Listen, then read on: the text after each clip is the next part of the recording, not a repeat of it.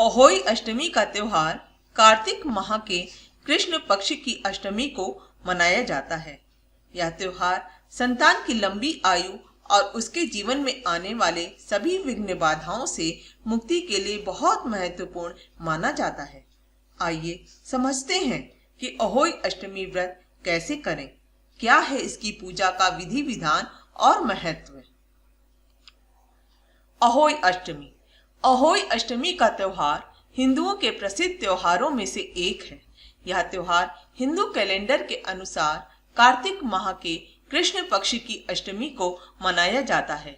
इस दिन संतान की लंबी आयु और उसके जीवन में आने वाले सभी विघ्न बाधाओं से मुक्ति के लिए देवी अहोई का व्रत किया जाता है।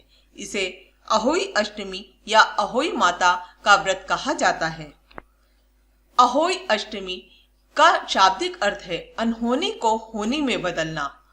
अहोई अष्टमी के दिन स्त्रियां निर्जल व्रत रहकर अपनी संतान की सुरक्षा की कामना करती हुई इस व्रत के माध्यम से प्रार्थना की जाती है कि संतान के जीवन में किसी भी प्रकार की अनहोनी न आने पाए।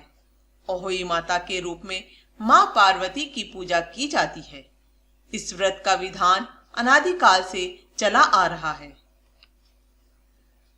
अहोई अष्टमी के दिन व्रत का प्रारंभ प्रातः से ही स्नान और संकल्प के साथ होता है।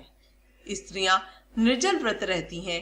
सायंकाल माता अहोई की पूजा की जाती है और तारों को अर्घ्य दिया जाता है। इसके पश्चात माता से पुनः संतान के विघ्न बाधाओं को दूर करने की प्रार्थना की जाती है। तत्पश्चात व्रत का समापन किया जाता है। अहोई अष्टमी का दिनांक और दिन। अहोई अष्टमी का त्योहार हिंदू कैलेंडर के अनुसार कार्तिक माह के कृष्ण पक्ष की अष्टमी को मनाया जाता है। वर्ष 2020 में यह त्योहार 8 नवंबर दिन रविवार को मनाया जाएगा। अहोई अष्टमी व्रत कैसे करें। अहोई अष्टमी का व्रत भी महिलाएं करवा चौथ व्रत की तरह निर्जल रहकर ही करती हैं। यह व्रत महिलाएं अपनी संतान की लंबी आयु और उन्हें हर तरह की विपत्ति से बचाने के लिए करती हैं। लेकिन विशेष तौर पर यह व्रत पुत्रों के लिए किया जाता है। कुछ निसंतान महिलाएं पुत्र प्राप्ति के लिए भी अहोई माता का व्रत करती हैं। अहोई अष्टमी पूजन विधि। व्रत का प्रारंभ प्रातः से ही स्नान और संकल्प के साथ होता है। कलश के साथ करवा चौथ में प्रयुक्त किए हुए करवे में जल भरकर रखा जाता है।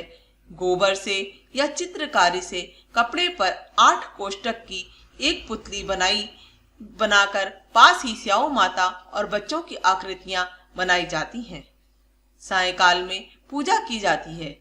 उनके सामने चावल, मूली और सिंघाड़े या कोई अन्य फल रखते हैं। दीपक जलाकर हाथ में चावल लेकर अहोई अष्टमी व्रत कथा का पाठ किया जाता है।